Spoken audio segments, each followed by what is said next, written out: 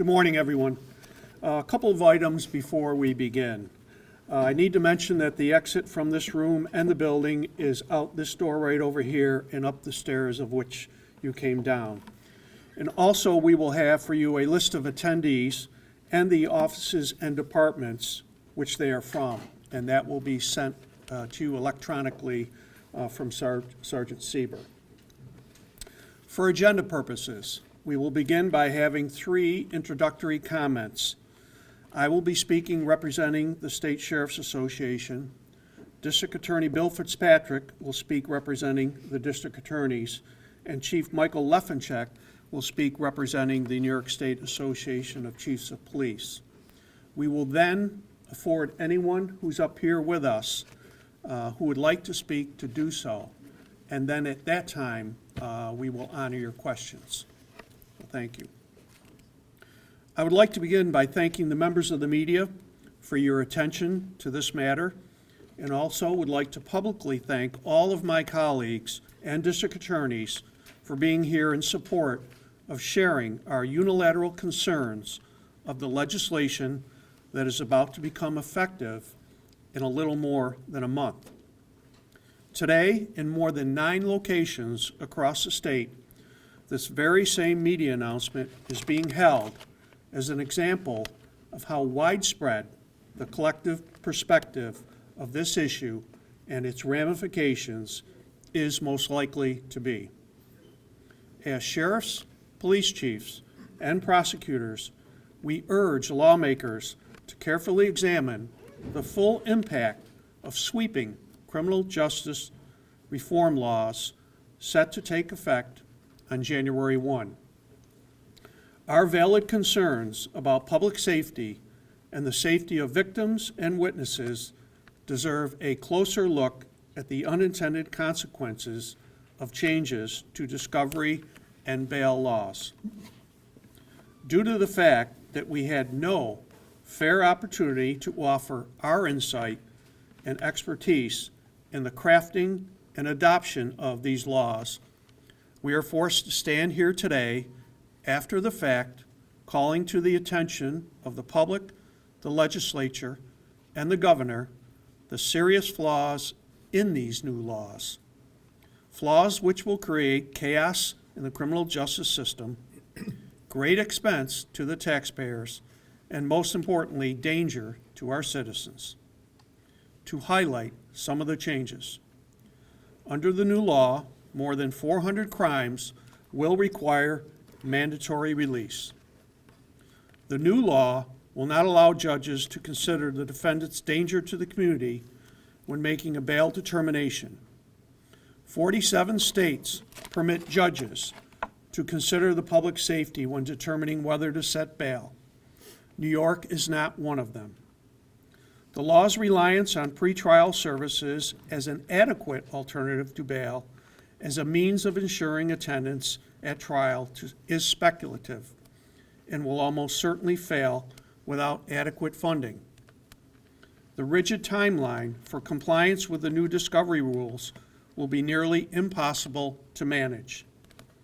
And the confidentiality of informants, the safeguarding of witnesses, and the privacy of citizens unrelated to the case, but somehow identified in documents, will all be at risk.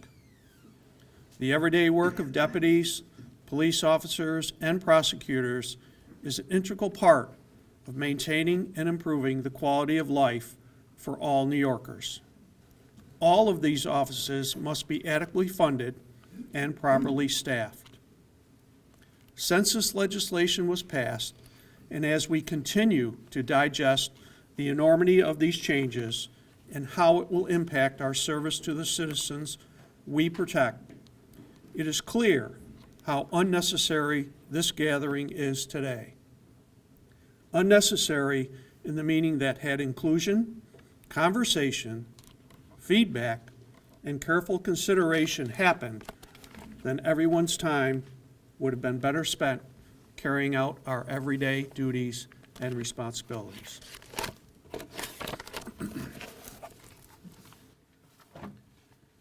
Thank you, Gene. Good morning, everybody. I want to welcome my colleagues, DAs from Central New York, Pat Perfetti from Cortland County, Bill Gabor from Madison County, and John Boodleman from Cayuga County, and Greg Oakes from Oswego, unfortunately was unable to attend. Who has, amongst the 50 states in the Union, the lowest per capita prison population? New York. What is the largest safe state in the Union? New York. And whose prison population has declined by 20% in the last decade? New York. Obviously, with those facts under advisement by the New York State Legislature, they had to do something to correct this horrors. This office in Onondaga, and my colleagues share many commonalities with me, we have 8 diversionary courts that are staffed by members of my office. We have 3 additional diversionary programs. We do not allow we do not request judges to set nominal bail. We do not criminalize poverty. We have an open file discovery process. Last I checked, there were 6 people in the Justice Center who had nominal bail set on them, and each one of them will have an opportunity to have that bail reduced by a Superior Court judge. The New York Times this week proffered one of the most ignorant editorials in its long and illustrious history of promulgating ignorant editorials. They accused the police and the DAs throughout the state of fear-mongering. It is not fear-mongering to tell the public about what is about to happen come January the 1st. Listen to some of the crimes that the sheriff just alluded to, that after January 1st, a judge will have absolutely no discretion and will have to release the individual, regardless of his or her history of appearing or failure to appear, and regardless of whether or not they have any ties whatsoever to Central New York. The residential burglary, a robbery, assault third as a hate crime, aggravated assault upon a child under 11, aggravated vehicular assault. Anthony Saccone would have to have been released on the day he appeared in front of a judge based on this new law. Manslaughter in the second degree, many domestic violence crimes. You all remember James Cahill in this community, and you know what bail can do. Arson, grand larceny in the first degree. Someone steals $1 million or more. They have to be released on their own recognizance. Bribery. Escape. That's right. If someone escapes from one of the sheriff's facilities of these people behind me, they will be released on bail if they're caught and arraigned. Criminal contempt. Promoting an obscene sexual performance by a child. Criminal possession of a weapon on school grounds. And I could go on. There's another 50 or 60.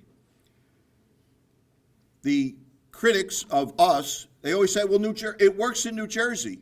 Actually, if you study the literature, it doesn't work in New Jersey. They're having serious problems with this right now. And in New Jersey, along with 46 other states, judges are allowed to consider the future dangerousness of an individual before he or she is released. And then the final canard from the New York Times. Law enforcement and DAs in this state are always resistant to change and reform. That's a lie. I don't want to sugarcoat it and say it's a misinterpretation. It's just a flat-out lie.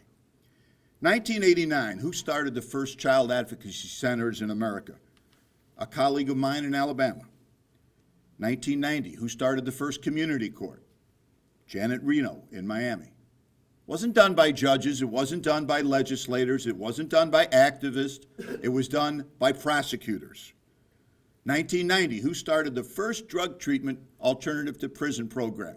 This is what the legislature gave us.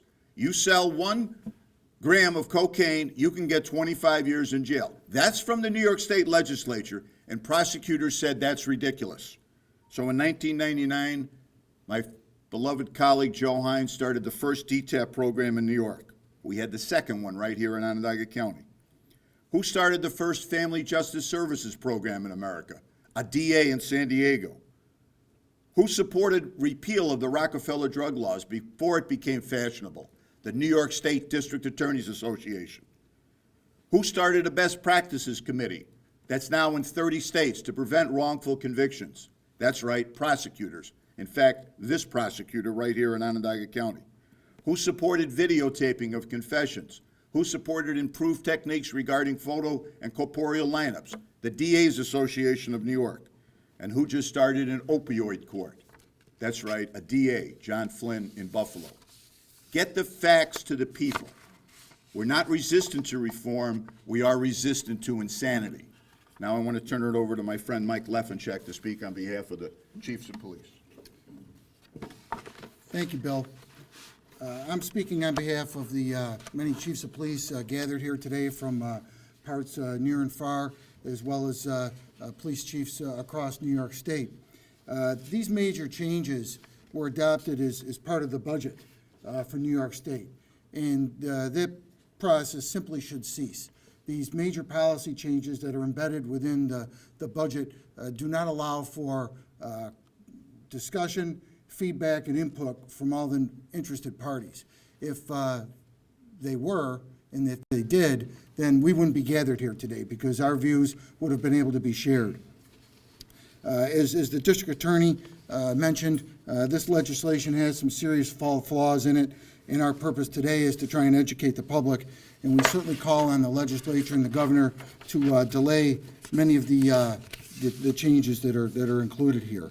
We would echo the comments of DA Fitzpatrick. We strongly support judges being able to consider the risk of a defendant's dangerousness to the community before they determine what bail on that individual should be. Also, if that individual has no ties to the community, what ensures their reappearance here in court, and certainly the costs associated with this should not be without comment. Many of these costs simply are unfunded mandates to local agencies, therefore local taxpayers, whether it be the police, the district attorney's office, court clerks, certainly going to need more personnel to deal with these particular laws and the processing of reports, videos, and there's no funding at all provided within the law to support these efforts. And lastly, we have a strong concern that this may erode confidence within the law enforcement profession and the law enforcement system. When we talk about the 21st century policing, President Obama's presidential commission, one of the pillars of that was building trust and legitimacy amongst the profession and with people in the public. And I would combine that with the concept of procedural justice. And when we start thinking about the use of in-car cameras and body cameras by law enforcement officers, which many people in the public have felt that was a positive step forward for the profession, that it would show what actually occurred while officers interacted with members of the public. We strongly support their usage because we know from experience and anecdotal evidence that in the vast majority of cases, it shows officers acting professionally and doing the jobs as well as they possibly could. There's going to be some agencies, as a result of this legislation, that are either going to have to reevaluate their continued use of these tools or determine if they're not using them already, have serious issues about putting a program into implementation, simply because of the amount of data that's going to be there, and then someone has to manage that and submit all that in a very short time frame to the district attorney's office, who is under very, very short time frames themselves to turn everything over. We strongly support the rights of victims, and we feel that they have been forgotten in this legislation, that victims' rights should be paramount. The system should be set up to protect victims, and I think in this particular instance, with this particular set of enactments, that their rights have been pushed to the side. And we strongly call upon the governor and the legislature to delay enactment of these changes so that valuable input can be provided. I'll turn it back over to the sheriff. Thank you, Mike. Would anybody else like to say something? Absolutely. Morning, ladies and gentlemen. I'm Patrick Perfetti. I'm District Attorney of Portland County, and I represent perhaps one of the smallest jurisdictions represented up here today. I just testified before the State Senate Codes Committee regarding these essentially unfunded mandates. I can only echo what the previous speakers have said. For my county, I've projected that the cost of coming into compliance, and we want to come into compliance. Some of the changes do make sense, but they have a price tag with them. For my county alone, I've estimated $395,000. Now, that may not seem like a lot of money compared to other jurisdictions, but I come from a small county that's cash-strapped and has other issues that they're dealing with, that they've been dealing with for a long time. We have overcrowding in the jail, and that has been a problem for at least the last decade. My county is essentially operating on an austerity budget. They've reenacted last year's budget for this year. So I have no funds to do that. And the reality is, at least for my jurisdiction, it's going to lead to a prioritization of prosecutions. We certainly will address the serious felony crimes, violent felony crimes, sex offenses, and to the extent that we can address the rest, we will. But given what the legislature has done, I think the only word that it can be used, and it's the word that I used in my public testimony in Albany, is that they have acted irresponsibly. Thank you. Anybody else? Thank you. John Boodleman, Q County District Attorney. And I would echo the issues we have, which is to comply with the law, which is what we do. We would need far more resources because it's about a 10-fold increase in the discovery work that we'd have to do. But I want to talk a little bit about not just victims, but justice in general. We had a case, it's been in the media recently, where an individual had been arrested for an aggravated DWI misdemeanor and a resisting arrest in Wayne County. He was then released without any bail whatsoever, and 3 weeks later, he ended up driving, that was a 2-2, at a 2-1, rear-ended an individual and caused the death of that father of three. Under these new laws, we could not set bail on either sets of those. It turns out the individual is here in the country illegally, having been deported already in 2007. So what are the odds that that individual would show back up, that we could get some justice, some measure of justice for the Knapp family? There's zero. And sadly, the list of crimes goes on. Bail jumping. We can't set bail on someone who's charged with bail jumping. What are we doing? We're wasting, we're spinning our tires. It's going to decrease public safety. It's going to decrease the confidence in the justice system for everyone, not just victims and defendants, but all citizens. And my biggest concern, frankly, is not just the victims, but people taking the law into their own hands because they're not having faith in the system. And that's the last thing any of us want. That's the furthest from justice we can get.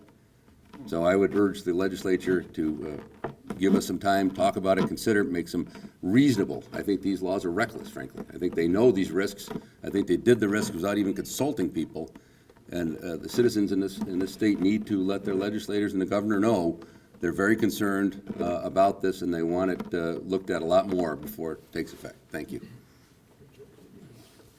Anyone else up here? Again, I just want to point out, we have every single county that surrounds Onondaga County represented here, not only by sheriffs, but by police chiefs as well. In addition, we have the sheriff and undersheriff of Jefferson County that have driven down here for this event today. My point that I'm making is, whether we have a large agency or a small agency, we are all going to be fiscally impacted by this. And I think it's important to also point out that I don't recall any state legislature, assemblyman, senator, holding any kind of press releases, announcing what's about to come or how you shouldn't really be concerned or your safety won't be impacted. Nothing. Silence. Which again, I think is part of our frustration that there was absolutely no inclusion in this. We're not asking to change everything that came out, but we probably could have had input that would have mitigated some of the concerns that are going to happen come January 1st. But we will all see once January 1st comes. If nobody else would like to say anything, then we will open it up for questions. Sure.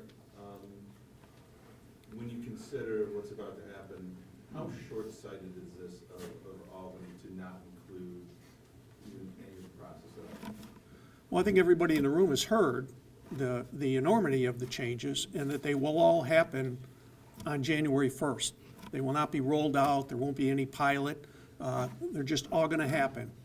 So I guess we're all trying to anticipate through various meetings over the last several months of how we address day one of this that's coming without an extra nickel. And again, all of us work within budgets that are given to us either by the taxpayers or by those that we serve under. And so we have what we work with. And we have so many other responsibilities. This will be another responsibility that has already been mentioned that we will comply with. Of course, we will comply with it. But we're trying to get out front here and let the public know overall of what possibly could be happening, so that if someone raises their hands up in astonishment, at least we, meaning criminal justice, people representing criminal justice agencies here, have had an opportunity to say, well, let us help try to explain to you what's coming. Cheryl, can you give, what is the additional cost? Where does it lie in terms of people come in, if they get bail, or you know, they need to pay bail to get out, as opposed to you having to keep track of them? Where are the costs coming in? Well, I'll just speak about the cost for law enforcement. Obviously, you talk about discovery is going to be part of the new law. We're going to be required to provide a lot more information on a much tighter schedule, and from that comes manpower to do that. And so we're trying to anticipate being in compliance, what that will mean for us. I know probably the prosecutors have their own comment on where those costs are going to come from. There is nobody here at the moment from probation, but it's my understanding when we have the pretrial situation, again, referencing what happened in New Jersey, that the cost to the probation departments went absolutely through the roof because of the, again, the large increase in those pretrial services that are going to be required.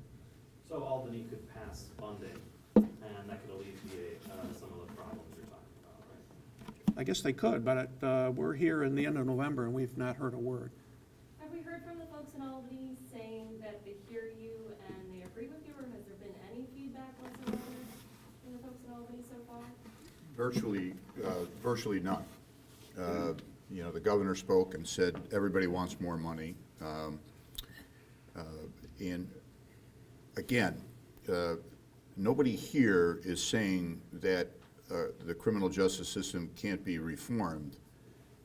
Everybody, I know 90% of these people personally, and we have worked together to do extraordinary reforms in this county and throughout central New York, and we're willing to discuss that. But how would you build a new experimental aircraft and not consult the pilot and crew about design, the cabin structure, the mechanism of the plane? That's what they did in Albany. It was, you know, Lord of the Flies. The plane has crashed. We're the only kids here. The adults are all dead, and we're going to do what we think is going to be, you know, most catchy and schmaltzy for our particular constituency. It's a mistake. They really have to look at this showing here. People have driven, you know, from all over central New York, and this is happening all over New York State as we talk. Give it a second. You don't have to throw yourself on the sword and say we screwed up. Just say, you know what, this is a magnitude we hadn't anticipated. There are good people up here. The people up here will save more lives in the next month than everybody in Albany will in their entire lives. Myself and my DA colleagues, we will exonerate more people this week than anybody in Albany will in their entire lives. That's what we do. We convict the guilty, we protect the public, we exonerate the innocent. It's time for them to take a step back, as Mike suggested, and reassess what they've done. Do you think that a show of this magnitude all over the state is actually going to wake some of them up? Yes. To actually say, you know, maybe we need to rethink it, take a step back? Yes, and that's exactly why we're doing it. If it was me and the sheriff standing here, as much as I admire the sheriff and as much as he's my friend, look at the magnitude of the showing here. Is your biggest issue the elimination of the cash bail? No, not necessarily. It's a constellation of all of the things. A couple in Camillus wake up on January 2nd, and they hear a noise in their daughter's bedroom. They go down to the bedroom, and they find that someone is about to molest their child.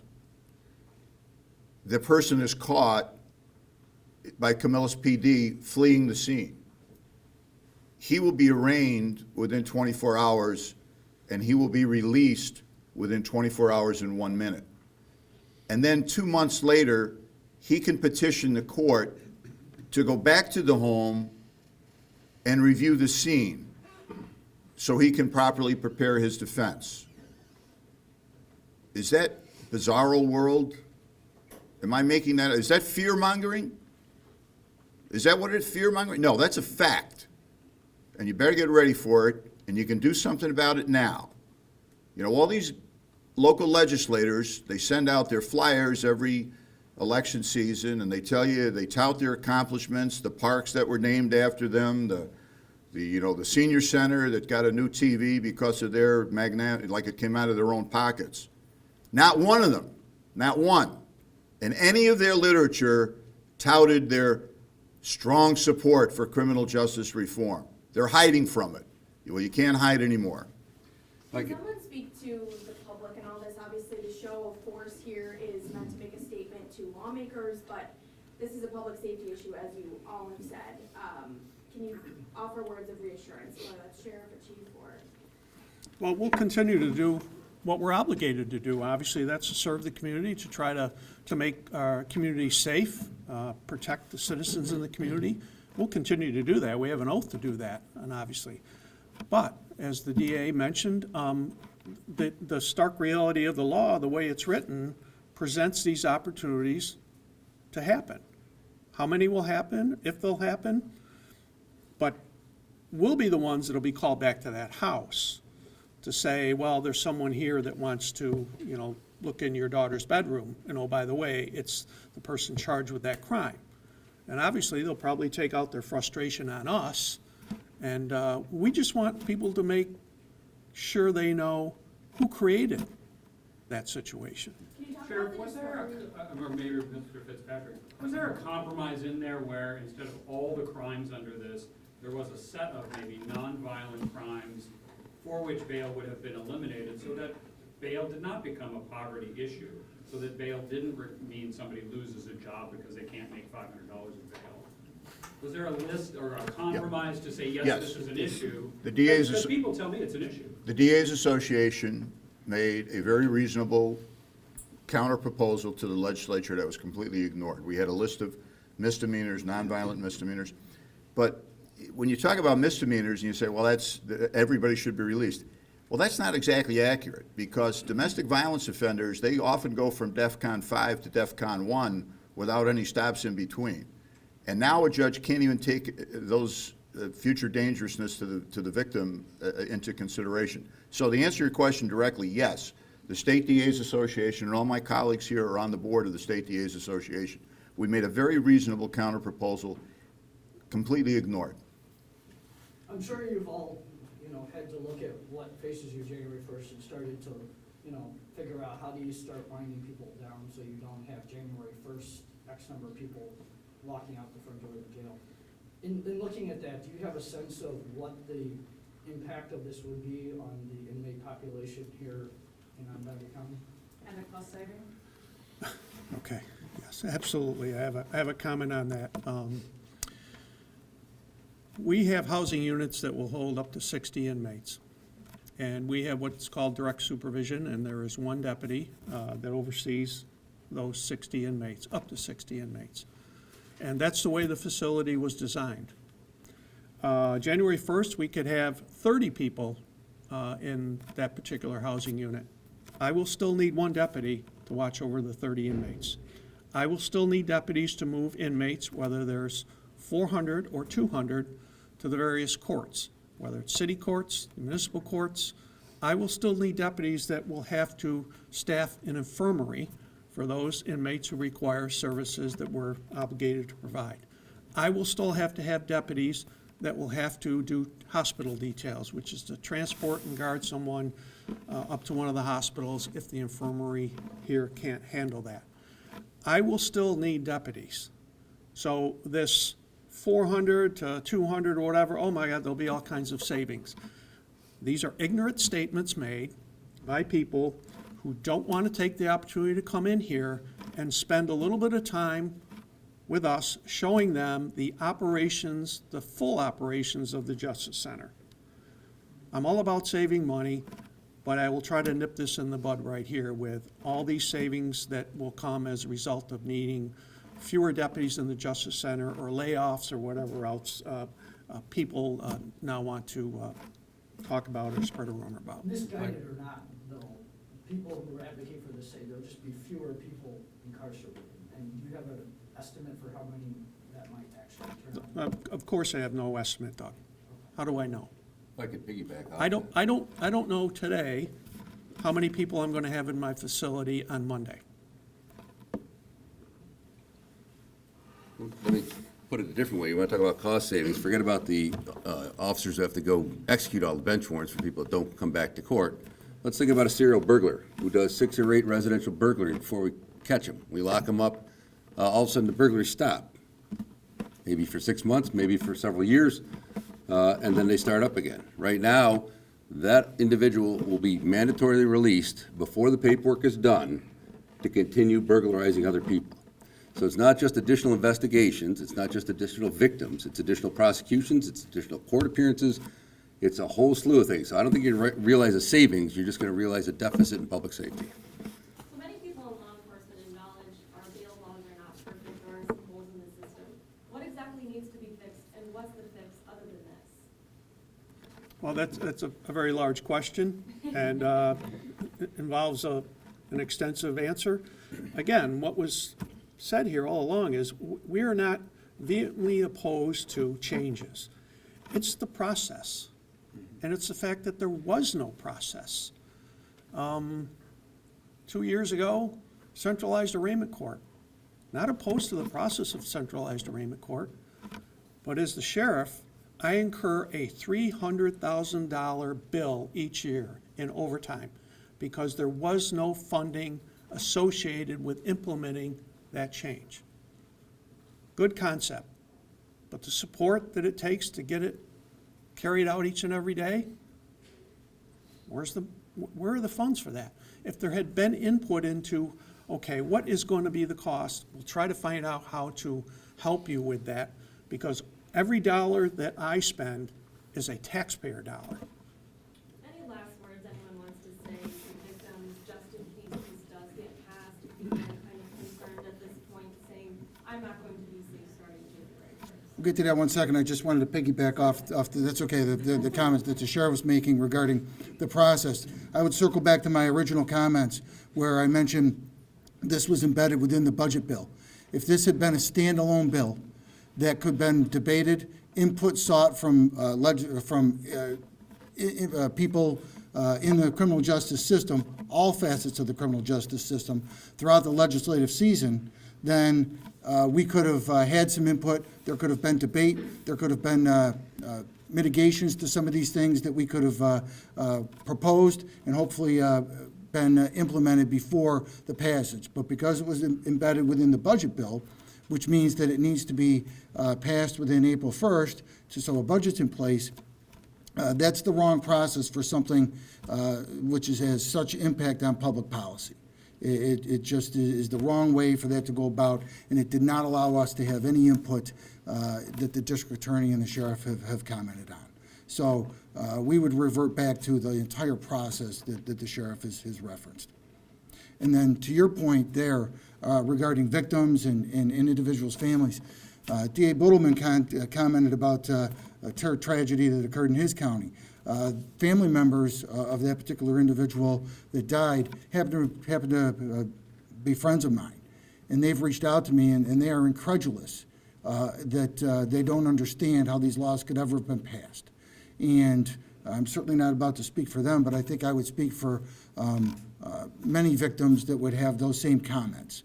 And so I think we would call upon the fact that to victims that we are certainly going to do everything we can to protect their rights as we move forward, and that the law enforcement profession will do everything in our power to keep them safe and do everything we can that if they are victimized to solve crimes and to make them feel that they receive justice for legitimately situations they are victims of. DA Fitzpatrick, oh, sorry. If- Go ahead.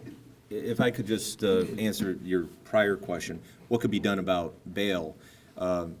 As DA Fitzpatrick had indicated, the District Attorneys Association was not opposed to bail reform. The thing that was offensive is that we weren't included in the discussion. I think the thing in the statute that is the most offensive is the fact that judicial discretion has been stripped out of it. And so what you're left with is a list of criminal offenses.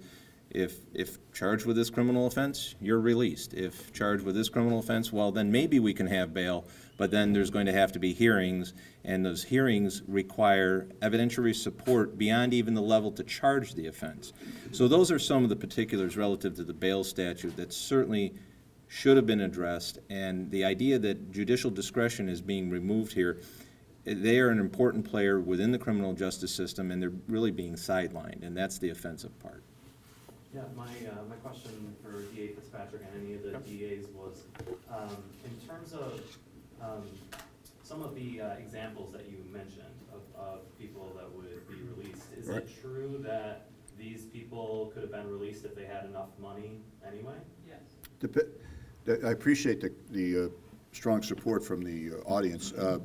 Yeah, I mean, look, some of you are too young to remember Jeff Cahill. He beat his wife with a baseball bat, and we asked for bail based on the existing statute, based on the available evidence of guilt, based on his character, based on his likelihood to reappear, and it was a specific request that was intentionally designed that he not be able to make that bail, and that bail was set. And I met with Jill Cahill's family while she lay in a coma at Upstate Medical Center. In his wisdom, a judge reduced that bail to a point that he could make. And for the next 6 months, he plotted her murder on his computer until cyanide was delivered to a local company. He stole it, disguised himself, went up into her hospital room, and poured it down her throat. And the last face that she saw on earth was the guy that put her in that hospital pouring cyanide down her throat. So when you say we're going to save money, you tell that to the Cahill family. When you say, what about cost savings, you sit down with the Knapp family and you ask them about cost savings, because there aren't going to be any cost savings. You think they're going to save money by building 4 jails in New York City instead of Rikers Island? Good luck to you. You think we've saved money because the prosecutors and the cops in this state have reduced our prison population by 25% in the last 15 years? Has anybody seen that money trickle down to mental health services, to drug treatment, to programs that are designed to help the people that are going to be put back out on the street? Not a dime. If there's not any other questions, then we're going to close the event. But again, we thank you for being here. We appreciate the conversation and the dialogue. Thank you.